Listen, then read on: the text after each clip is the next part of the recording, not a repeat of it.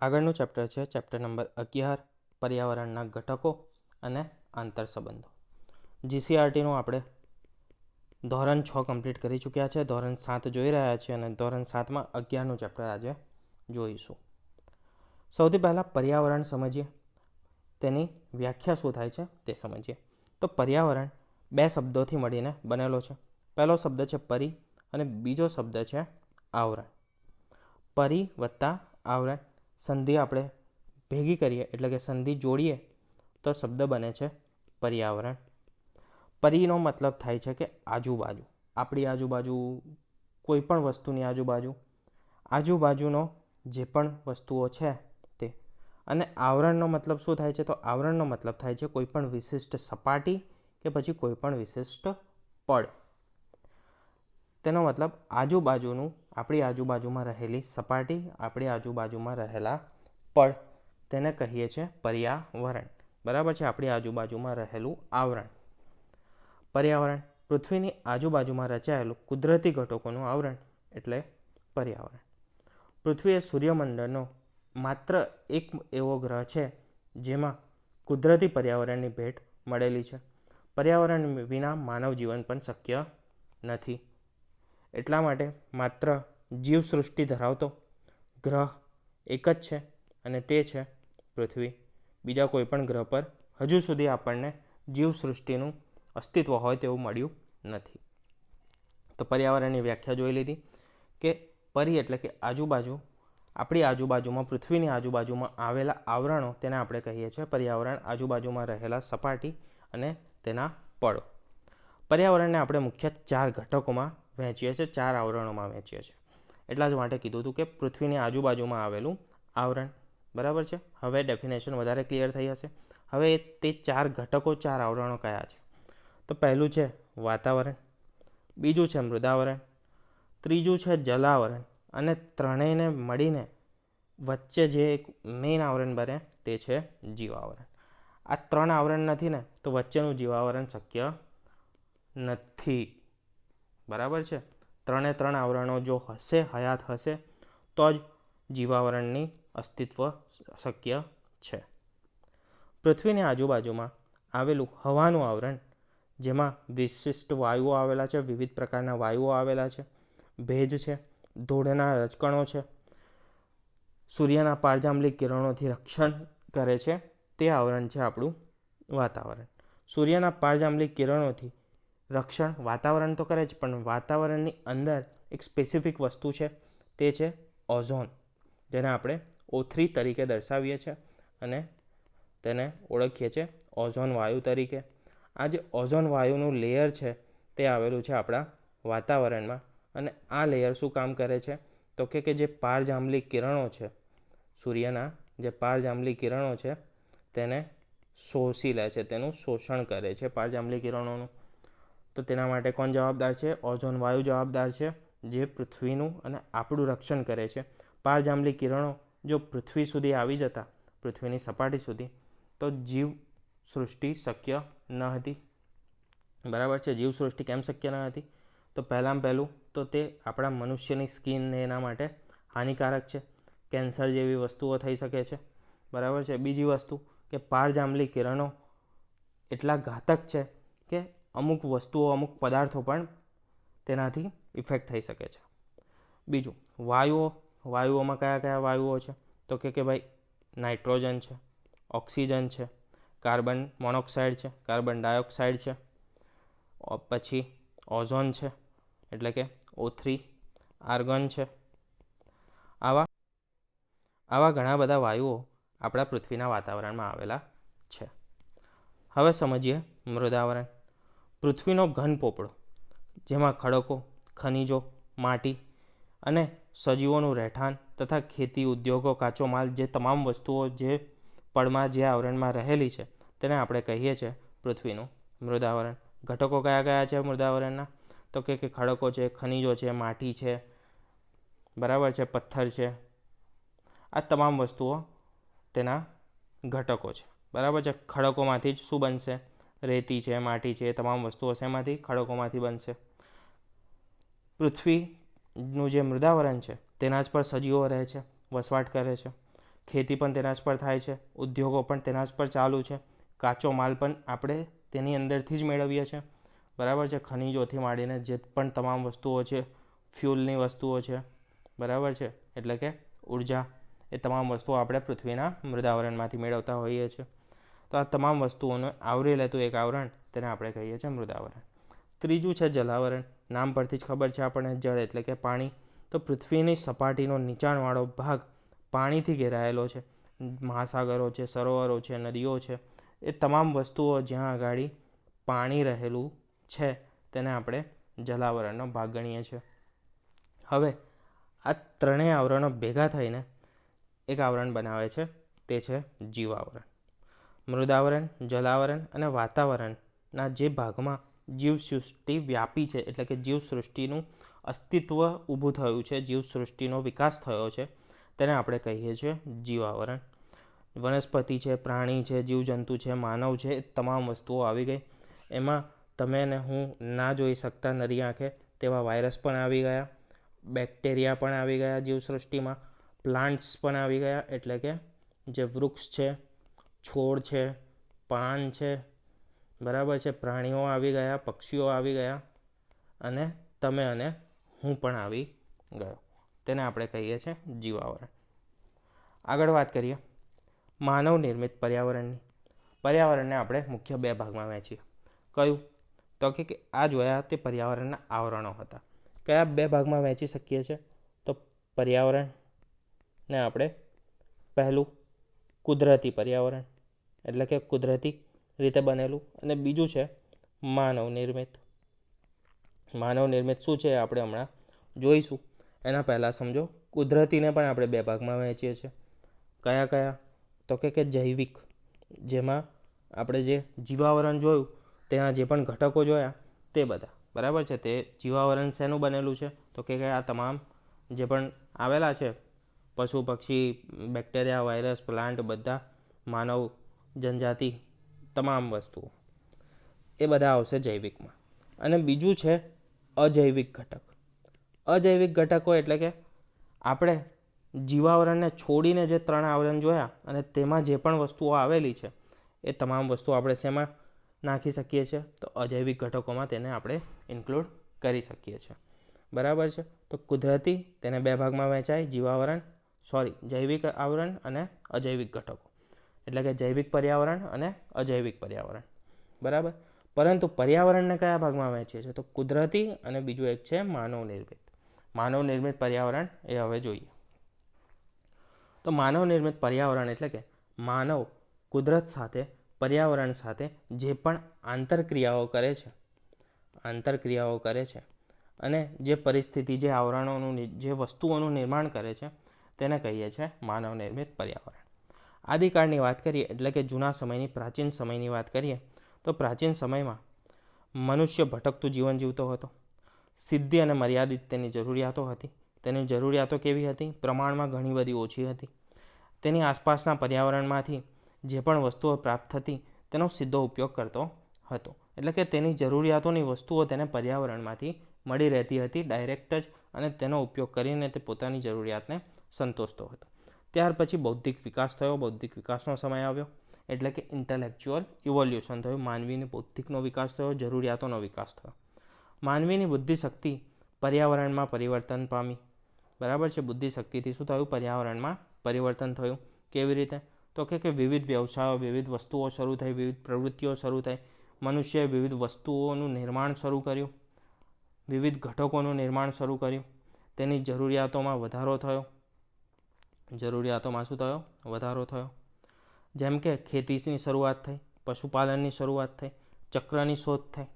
ત્યાર પછી આવી સૌથી મુખ્ય વસ્તુ, તે છે ઔદ્યોગિક ક્રાંતિ. અને ઔદ્યોગિક ક્રાંતિએ સૌથી વધારે પર્યાવરણ પર અસર કરી. જેમ કે તેનું કારણ શું છે? તો કે ઉત્પાદનમાં પ્રચંડ પ્રમાણમાં વધારો થયો. ઉત્પાદનમાં વધારો થાય તેનો મતલબ શું થયો? તો જે પણ રિસોર્સિસ છે આપણી પાસે, જે પણ પર્યાવરણના અવેલેબલ રિસોર્સિસ હતા, જે પણ વસ્તુઓ મર્યાદિત પ્રમાણમાં હતી, તે વસ્તુઓનો ઉપયોગ કેવો થઈ જશે? ઉપયોગ વધી જશે, બરાબર છે. જરૂરિયાતો વધશે. જરૂરિયાતો વધશે, એનો બોજ ક્યાં પડશે? ઉત્પાદન પર પડશે. ઉત્પાદન કરવું પડશે. ઉત્પાદન માટે શાની જરૂર પડશે? તો કે કાચા માલની જરૂર પડશે. કાચો માલ જોઈશે. કાચો માલ જો મળી રહેશે તો પછી શું જોઈશે? ઉર્જા જોઈશે. ઉર્જા મળશે તો શું જોઈશે? ખનિજો જોઈશે. બરાબર છે. આ તમામ વસ્તુઓનું ભારણ શેના પર આવશે? તો ભારણ આવશે કુદરત ઉપર, એટલે કે પર્યાવરણ ઉપર. કુદરતી અને અજૈવિક ઘટકો સાથે આંતરક્રિયાથી જે પર્યાવરણ, જે આવરણનું નિર્માણ થાય છે તેને આપણે માનવ નિર્મિત પર્યાવરણ અથવા તો સાંસ્કૃતિક પર્યાવરણ તરીકે ઓળખીએ છીએ. બરાબર છે. તો સાંસ્કૃતિક પર્યાવરણની વ્યાખ્યા પૂછે તો તમે આ જે અહીંયા સેન્ટેન્સ લખેલું છે તમે કોટ કરી શકો છો કે કુદરતી અને અજૈવિક ઘટકો સાથે આંતરક્રિયાથી, કોની? મનુષ્યની આંતરક્રિયાથી જે પર્યાવરણનું નિર્માણ થાય છે, જે આવરણનું નિર્માણ થાય છે તેને સાંસ્કૃતિક પર્યાવરણ કહે છે. પૃથ્વી પર પાણીનું વિતરણ. હવે જે આવરણો જોયા હતા તેમાં સૌથી પહેલું આવરણ જલાવરણ થોડું વધારે પ્રમાણમાં જોઈએ, એટલે કે ડિટેલમાં જઈએ તો પૃથ્વીની સપાટી પર ભૂમિ વિસ્તાર જે છે, એટલે કે જે મૃદાવરણ છે, તે મૃદાવરણ કરતાં પાણીનો વિસ્તાર કેવો છે? વધારે છે. શેની વાત છે? પરંતુ આ સપાટીની વાત છે. બરાબર છે. પાણીની નીચે પાછું મૃદાવરણ તો છે જ, પરંતુ સપાટીની વાત છે. તો સપાટી પર ભૂમિ વિસ્તાર કરતાં શેનું પ્રમાણ વધારે છે? પાણીનું પ્રમાણ વધારે છે. પાણીનો વિસ્તાર વધારે છે. કેટલો વધારે છે? તો કે 71% પાણી છે અને જમીન છે માત્ર 29%. બરાબર. હવે આ જે 71% પાણી છે, બરાબર, તો 71% પાણી કયા કયા ક્ષેત્રમાં, કઈ કઈ જગ્યાએ રહેલું છે એ જોઈએ. તો 71%માંથી 71%નું જે 97% પાણી છે તે ક્યાં છે? મહાસાગરોમાં છે અને તે ખારું છે. એટલે કે આપણા વપરાશ માટે યોગ્ય નથી. બરાબર છે. ઔદ્યોગિક વપરાશ માટે પણ યોગ્ય નથી, પીવાલાયક પણ નથી. એવું પાણી છે. કેટલું? 97.3%. આશરે તમારે 97% યાદ રાખવાનું છે કે ભાઈ 97% પાણી છે તે ઉપયોગમાં નથી, મહાસાગરોમાં સંગ્રહાયેલું છે અને તે ખારું છે. હિમશિખરો અને હિમશિલાઓ પર આશરે 2% જેટલું પાણી રહેલું છે, એટલે કે આનો પણ આપણે ઉપયોગ નથી કરી શકતા. બરાબર. તો ટોટલ 99% પાણી છે તે આપણા માટે ઉપયોગી રહ્યું નથી. આપણે કેટલા ટકા પાણીનો ઉપયોગ કરીએ છીએ? માત્ર 1% પાણીનો ઉપયોગ કરીએ છીએ અને તેના પર અત્યારે દબાણ વિચારો કે 1% પાણીમાંથી આટલી બધી મનુષ્યની જરૂરિયાતો પૂરી કરવાની છે. બરાબર. મનુષ્યની અંદર માત્ર મનુષ્યની નથી, જોડે જોડે વનસ્પતિ છે, પ્રાણીઓ છે, તમામની જરૂરિયાતો આવી ગઈ. બરાબર. એટલે કે આખી જે જીવસૃષ્ટિ છે તેની જરૂરિયાતો માત્ર 1% પાણી પર રહેલી છે. તેમાં ભૂમિગત પાણી છે તે 0.68% છે. મીઠા સરોવરનું પાણી 0.009%.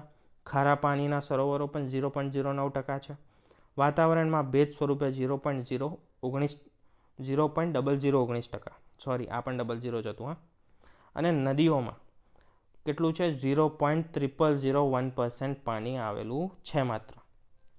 બરાબર. તો કેટલું? 0.0001% પાણી છે નદીઓમાં છે, જે સૌથી વધારે સરળતાથી આપણે ઉપયોગ કરી શકીએ છીએ, સરળતાથી ઉપયોગ માટે અવેલેબલ છે. હવે વાત કરીએ સમુદ્રના મોજા અને ભરતી અને ઓટ. જલાવરણની વાત કરીએ છીએ. બરાબર છે. તો એમાં સમુદ્ર આવશે, સૌથી મેજર પાર્ટ છે. 97% પાણી રહેલું છે. તો સમુદ્ર આવે તો સમુદ્રના મોજા, ભરતી અને ઓટ જેવા વિષય આવે. તે સમજીએ. સમુદ્રના મોજા. સમુદ્રની સપાટી પર પવનોના ઘર્ષણથી ઉદ્ભવે છે સમુદ્રના મોજા. બરાબર છે. તો મોજા ઉદ્ભવવાનું, મોજાની ઉત્પત્તિનું કારણ શું છે? તો કારણ છે પવન. બરાબર. પવનના કારણે મોજાનો ઉદ્ભવ થાય છે. હવે સમજો કે ભરતી અને ઓટ શેના કારણે આવે છે? તો ભરતી અને ઓટ પાછળનું કારણ પૃથ્વી પર નહીં, પરંતુ પૃથ્વીની બહાર રહેલું છે અને તે છે સૂર્ય અને ચંદ્ર, તેનું ગુરુત્વાકર્ષણ બળ. બરાબર છે. સૂર્ય થોડો વધારે દૂર છે, પરંતુ તેનું ગુરુત્વાકર્ષણ કેવું છે? ઘણું વધારે છે, એટલા માટે અસર કરે છે. બરાબર છે. સૌથી વધારે અસર કયું કરશે? તો સૌથી વધારે અસર કરશે ચંદ્રનું ગુરુત્વાકર્ષણ બળ. બરાબર છે. પ્રમાણમાં કેવું હશે? ચંદ્રનું ગુરુત્વાકર્ષણ બળનું પ્રમાણ વધારે હશે. કેમ? તો કે નજીક છે પૃથ્વીની ઘણી. બરાબર. બેની ગુરુત્વાકર્ષણ બળની કમ્પેરિઝન પૂછે તો સૂર્યનું વધારે હશે, કારણ કે સૂર્યનું કદ પણ વધારે છે, તેનું ગુરુત્વાકર્ષણ બળ પણ વધારે છે. તે 8 ગ્રહોને પોતાની સ્થિતિમાં રાખેલા છે એક જ જગ્યાએ પોતાના ગુરુત્વાકર્ષણ બળના કારણે. ચક્ર જોઈએ તો દિવસમાં 2 વખત સમુદ્રની સપાટી ચઢે છે, એટલે કે જ્યારે ઊંચું આવે છે કિનારા પર તમે આવશો ત્યારે પાણી ઉપર ચડતું હોય, કિનારાને ડૂબાડતું હોય, ધીરે ધીરે કિનારો ઓછો થતો જાય અને પાણીનું સ્તર વધતું જાય, તેને આપણે કહીએ છીએ ભરતી. અને ઉતરે, પાણી નીચે જાય, દૂર જાય, કિનારો મોટો થતો જાય, પાણીનું સ્તર ઓછું થતું જાય, તેને આપણે કહીએ છીએ ઓટ. 2 ભરતીના વચ્ચેનો સમયગાળો છે 12.25 કલાકનો. એટલા માટે રોજે અલગ સમયે ભરતી આવશે, બરાબર છે, કારણ કે ડિફરન્સ કેટલો છે 2 ભરતી વચ્ચેનો? 12.45 કલાક વચ્ચેનો ડિફરન્સ છે 2 ભરતી અથવા તો 2 ઓટ વચ્ચેનો તફાવત, બરાબર. અને યાદ રાખજો, અમાસ અને પૂનમે મોટી ભરતી આવે છે, જ્યારે સુદ અને વદની મધ્યમાં નાની ભરતી આવે છે. એનું રીઝન શું છે એ અહીંયા ઉપર મેં મેજર જે આકૃતિ છે તેમાં દર્શાવેલું છે. તો અમાસ અને પૂનમના દિવસે મોટી ભરતી આવે છે, તેનું કારણ છે સૂર્ય અને ચંદ્રની સ્થિતિ. પૃથ્વી સેન્ટરમાં હશે અને ચંદ્ર હશે એક બાજુ અને બીજી બાજુ હશે સૂર્ય. તો આ બાજુનો જે પણ સમુદ્ર હશે, જે પણ મહાસાગરો આવેલા છે, તેના પર સૂર્યનું ગુરુત્વાકર્ષણ બળ અસર કરશે. એટલા માટે પાણી વધારે પ્રમાણમાં થોડું આ બાજુ ખેંચાશે, જેમ કે આ બાજુ પૂર્વ દિશા માની લઈએ અને આ બાજુ પશ્ચિમ દિશા માની લઈએ, બરાબર છે. તો પાણી કઈ બાજુ ખેંચાશે? તો કે સૂર્ય બાજુ, એટલે કે પૂર્વ દિશા બાજુ ખેંચાશે. ચંદ્ર કઈ બાજુ ખેંચશે? ચંદ્ર ખેંચશે પશ્ચિમ દિશા બાજુ પાણી, બરાબર છે. આ જ દિશાઓ હોવી જરૂરી નથી, ખાલી નામ માટે મેં તમને સમજાવવા માટે દિશા લખી દીધી છે, બરાબર. જમણી અને ડાબી લખી દઈએ, બરાબર, એ વધારે સારું રહેશે, જમણી અને ડાબી. તો ચંદ્ર ડાબી બાજુ ખેંચશે પાણી, એના કારણે આ બાજુ ઊંચી ભરતી આવશે. હવે વહેંચાઈ ક્યારે જશે? જ્યારે આ 180 ડિગ્રી હતું, જ્યારે 90 ડિગ્રી બની જશે, એટલે કે પૃથ્વી અહીંયા છે, પૃથ્વીથી ઉપરની બાજુએ ચંદ્ર છે, તો પાણી કઈ બાજુ ખેંચાય છે? આ બાજુ સૂર્ય ખેંચે છે, બરાબર છે. આ વિસ્તારમાં જે પણ છે એ અસર ક્યારે કરશે? જ્યારે પૃથ્વી ફરીને એ બાજુ જશે ત્યારે, બરાબર છે, કારણ કે પૃથ્વી ફરે છે અને ચંદ્ર અને સૂર્ય પણ ફરે છે. તો 90 ડિગ્રીનો જ્યારે કાટખૂણો બને છે ત્યારે પાણી 2 બાજુ વહેંચાઈ જાય છે. તેના કારણે ભરતી કેવી આવે છે? નાની આવે છે.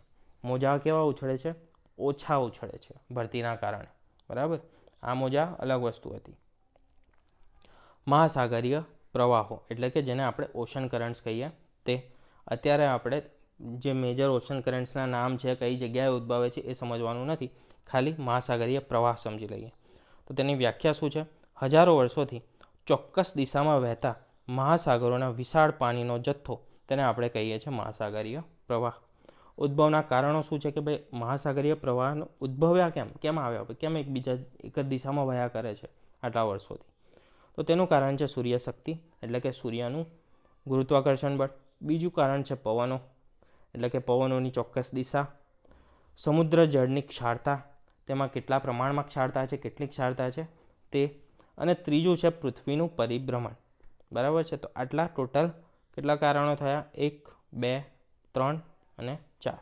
4 કારણો જવાબદાર છે શેના પાછળ? પૃથ્વીના જે મહાસાગર છે તેના પ્રવાહો માટે. 4 કારણો જવાબદાર છે. કયા કયા હતા? સૂર્ય, પછી પવન, પછી પરિભ્રમણ, પૃથ્વીનું પરિભ્રમણ, અને ત્રીજું હતું ક્ષારતા, બરાબર છે. પ્રવાહોને આપણે 2 ભાગમાં વહેંચીએ છીએ, એક છે ગરમ પ્રવાહ અને બીજા છે ઠંડા પ્રવાહ. મોટે ભાગે વિષુવવૃત્તથી લઈને ધ્રુવો તરફ ગતિ કરે છે. અહીંયા જે આ લાલ ઇંકથી દર્શાવેલા છે, રેડથી, તે છે કયા પ્રવાહ? ગરમ પ્રવાહ છે, એટલે કે વાર્મ કરન્ટ્સ. કારણ કે વિષુવવૃત્ત પર સૂર્યના કિરણો સીધા પડશે અને તાપમાન કેવું હશે? ત્યાં આગળ વધારે હશે. જશે ક્યાં? તો વિષુવવૃત્તથી તે ધ્રુવો તરફ જશે. ઉપર અને નીચે 2 ધ્રુવો છે, તો ધ્રુવો તરફ પાણીનો પ્રવાહ જશે. અને ઠંડો પ્રવાહ એ કઈ બાજુ હશે? ધ્રુવ, બંને ધ્રુવો પર શું હશે? પાણી ઠંડુ હશે પ્રમાણમાં. એ ઠંડુ પાણી ક્યાં જશે? તો જગ્યા ક્યાં થઈ? ગરમ પ્રવાહનું પાણી ઉપર બાજુ આવ્યું, તો આ પાણી ક્યાં જશે? સેન્ટર તરફ જશે. બરાબર છે, બંને બાજુએથી. ધ્રુવોથી વિષુવવૃત્ત તરફ ગતિ કરે છે ઠંડા પ્રવાહ. પર્યાવરણીય ઘટકો અને તેમની વચ્ચેના આંતરસંબંધો. માનવને આપણે કેન્દ્ર સ્થાને રાખીએ, મનુષ્યને આપણે સૌથી કેન્દ્ર સ્થાને રાખેલા છે. પ્રાકૃતિક ઘટકો મૃદાવરણ છે, જલાવરણ, જીવાવરણ અને વાતાવરણ. આ 4 ઘટકો થયા પ્રાકૃતિક. માનવ નિર્મિત ઘટકો કયા છે? તો ઉદ્યોગો છે, મકાનો છે, પરિવહન છે, ઇન્ફ્રાસ્ટ્રક્ચર છે. આ તમામ વસ્તુઓ કેવી છે? માનવ નિર્મિત છે. તો આ કયું થયું? માનવ નિર્મિત પર્યાવરણ થયું. માનવ નિર્મિત પર્યાવરણ. અને આ કયું છે? તો આ કુદરતી પર્યાવરણ છે. બરાબર. માનવ બંને સાથે સંકળાયેલો છે, એટલા માટે મનુષ્યને રાખ્યો છે સેન્ટરમાં. હવે આંતર સંબંધો કેવી રીતે નક્કી કરવામાં આવે છે, કેવી રીતે આપણે જાણીએ છીએ? તો જેમ કે મનુષ્ય એક ખનિજ માટે શું કરે છે? ઉત્ખનન કરે છે. શેમાં કરશે ઉત્ખનન? જમીનમાં કરશે, એટલે કે મૃદાવરણને અસર કરશે. મૃદાવરણ સાથે તેને પ્રવૃત્તિ કરી કોઈ. એ જે મૃદાવરણથી ખનન કર્યું, બરાબર, ખનિજ માટે જે ખનન કર્યું, ત્યાં શું થયું? ખાડો પડ્યો. બરાબર. ત્યાં આગળ જે જમીનનું સ્તર હતું તે નીચે ગયું, અંદર ગયું, ખાડો થયો. તે ખાડામાં શું થશે? પાણી ભરાશે. તો શું થયું? જલાવરણમાં ઇફેક્ટ થઈ, એટલે કે જલાવરણની વધી. બરાબર. જલાવરણમાં જેટલા તત્વો હતા તેમાંથી એકનો વધારો થયો, કારણ કે જે ખાડાનું પાણી ભરાયું તેને આપણે શું કહીશું? એક સરોવર જ બની ગયું, એવું આપણે ગણી શકીએ છીએ. તો જલાવરણ ઇફેક્ટ થયું. જલાવરણ સાથે માનવીય પ્રવૃત્તિ થઈ. તાપમાનમાં વધારો થતાં શું થયું? બાષ્પીભવન થયું. તાપમાન શેના કારણે વધ્યું? વિવિધ ઉદ્યોગોના કારણે વધ્યું, વિવિધ પ્રદૂષકોના કારણે વધ્યું. પ્રદૂષકોમાં શું આવે છે? વાયુઓ જ આવે છે. CO2 છે, CO છે, બરાબર છે, મિથેન છે. એ તમામ અલગ અલગ વાયુઓ, ઓઝોન છે, એ તમામના કારણે શું થયું? તો કે તાપમાનમાં વધારો થયો. તાપમાન વધતા શું થયું? તો કે તાપમાન વધ્યું, તેના કારણે તેનું બાષ્પીભવન થયું પાણીનું, અને પાણીનું બાષ્પીભવન થયા પછી ઊંચાઈ વધતા તે ઠંડુ થયું અને ઘનીભવન થઈને વરસાદ પડ્યો. તેના કારણે શું થયું? જમીનનું ધોવાણ થયું. આ એક ખાલી ઉદાહરણ હતું કે મનુષ્યનું ઇન્ટરેક્શન સમજવાનું. એમાં 4 વસ્તુઓ આપણે ઇન્ક્લુડ કરી. તમામ ભૌતિક ચક્રો અને માનવીય પ્રવૃત્તિઓ એ શું છે? તો કે એકબીજા સાથે સંકળાયેલ છે. બરાબર. ભૌતિક ચક્રો એટલે કે? તો ભૌતિક ચક્રો એટલે કે જેમ આપણે જળચક્ર ભણ્યા હતા. બરાબર. જળચક્ર યાદ હશે તમને. શું હતું જળચક્રમાં? તો કે પાણી છે. બરાબર. સમુદ્રનું હોય કે નદીઓનું હોય. શેનું છે? આ છે પાણી. સમુદ્ર, નદી, સરોવર, તમામ વસ્તુઓ કોઈ પણ આવી ગઈ. બરાબર. પૃથ્વી પરનું પાણી. પૃથ્વી પરનું પાણી સૂર્યના તાપમાં, સૂર્યથી શું થશે? તે બાષ્પીભવન થશે. બરાબર. વરાળ સ્વરૂપે ક્યાં વધશે? ઉપર જશે. વરાળ ક્યાં ઉપર જાય છે? તો કે ગરમ જે છે તે વરાળ કેવી હોય? પાતળી હોય. બરાબર. વરાળ પાતળી હોય અને તેનું તાપમાન કેવું હોય? તાપમાન વધારે હોય. એટલા માટે તે હવામાં ઉપર ચડે. બરાબર. અને બીજા જે ઠંડા વાયુઓ છે, ભારે વાયુઓ છે, તે નીચે આવી જાય. તો વરાળ ઉપર વધી. ઉપર આગળ વધશે ત્યારે ઉપર શું થશે? તો તેનું તાપમાન ઓછું થશે. શું થયું? વરાળનું તાપમાન શું થયું? ઓછું થયું. વરાળનું તાપમાન ઓછું થયું એટલા માટે શું થયું? ઘનીભવન થયું. એટલે કે જે પાણીનું વરાળમાં રૂપાંતરણ થયું હતું, તો હવે વરાળનું શું થશે? વરાળનું પાણીમાં રૂપાંતરણ થશે. બરાબર. અને વાદળા બંધાશે. વાદળા બંધાશે તો શું થશે? વાદળા બંધાશે તો વરસાદ નીચે આવશે. પાણીનું ઘનીભવન થઈ ગયું, વાદળ બંધાયું. વાદળ પાણીને છોડી દેશે જ્યારે તેનાથી પાણીની જે અમાઉન્ટ છે તે સંગ્રહી નહીં રાખી શકે ત્યારે તે છોડી દેશે. એટલે પાણી વરસાદ સ્વરૂપે ક્યાં આવશે? પાછું જમીન પર આવશે. આ આપણે જળચક્ર ભણ્યા હતા. એવા જ અલગ અલગ ચક્રો આવેલા છે. આપણે કાર્બન ચક્ર ભણીએ છીએ. બરાબર છે. કાર્બન ચક્ર ભણીએ છીએ, પછી નાઇટ્રોજન ચક્ર ભણીએ છીએ, ઓક્સિજન ચક્ર ભણીએ છીએ. એવા અલગ અલગ ચક્ર આપણે ભણીએ છીએ. આ હતું કાર્બન ચક્ર. એ તમામ ચક્રો શેના સાથે જોડાયેલા છે? એકબીજા સાથે અને માનવીય પ્રવૃત્તિઓ સાથે સંકળાયેલા છે. માનવીય પ્રવૃત્તિઓ દરેક વસ્તુઓને શું કરે છે? અસર કરે છે. હવે સમજીએ પ્રદૂષણ. જમીનનું પ્રદૂષણ એમાં સૌથી પહેલાં જોઈએ તો જમીન પ્રદૂષણ. પહેલાં તો પ્રદૂષણ એટલે શું? તો પ્રદૂષણ એટલે કે માનવીય ગતિવિધિઓથી કુદરતી પર્યાવરણ દૂષિત થવાની ક્રિયા, તેને કહીએ છીએ પ્રદૂષણ. બરાબર. અને આ વસ્તુ મહાત્મા ગાંધીએ કીધી હતી તેમ આપણા જીસીઆરટીમાં કોટ કરેલું છે. કારણો કયા કયા છે જમીન પ્રદૂષણના? પ્લાસ્ટિકનો અતિરેક એટલે કે પ્લાસ્ટિકનો વધુ પડતો ઉપયોગ, ઉદ્યોગોનું કેમિકલયુક્ત પાણી, તે જેમ શેમાં જાય છે તો કે પાણી નદીઓમાં જાય છે એટલે કે જળ આવરણને પ્રદૂષિત કરે છે, તો આ જળ પ્રદૂષણ થઈ ગયું. રાસાયણિક ખાતર અને વધુ જંતુનાશક દવાઓનો ઉપયોગ ખેતીમાં ઉપયોગ કરાશે તો એ જે પણ વસ્તુ ખેતરમાં છાંટી એ શેમાં ભળશે? અંતે ભળશે જમીનમાં. જમીનથી શું થશે? એનાથી જમીનનું પ્રદૂષણ થશે. તેમાં રહેલા પોષક તત્વોનો નાશ થશે. જે પણ જીવજંતુઓ અને જીવસૃષ્ટિ હશે તેનો પણ શું થશે? તેના પર પણ અસર થશે. બરાબર છે. જે પોષક તત્વોવાળી અને કાંપવાળી જમીન છે તે રાસાયણિક ક્રિયાઓ કરશે તેની સાથે, અને તેનાથી કાં તો લોંગ ટર્મ નુકસાન થશે, કાં તો એ જ ટાઈમે નુકસાન થઈ શકે છે. જમીનની ગુણવત્તા અસરો શું થાય છે તો કે જમીનની ગુણવત્તામાં ઘટાડો થાય છે. પોષક જે તત્વો છે, પોષક તત્વોના ઘટકોમાં ઘટાડો થાય છે. પંજાબમાં જે રાસાયણિક ખાતર છે તેનો અતિશય વધારે ઉપયોગ થઈ ગયો હતો, અને તે અતિશય વધારે ઉપયોગના કારણે ત્યાંનું પાણી, કયું પાણી તો કે ભૂમિગત એટલે કે જે ભૂગર્ભમાં રહેલું છે તે પાણી.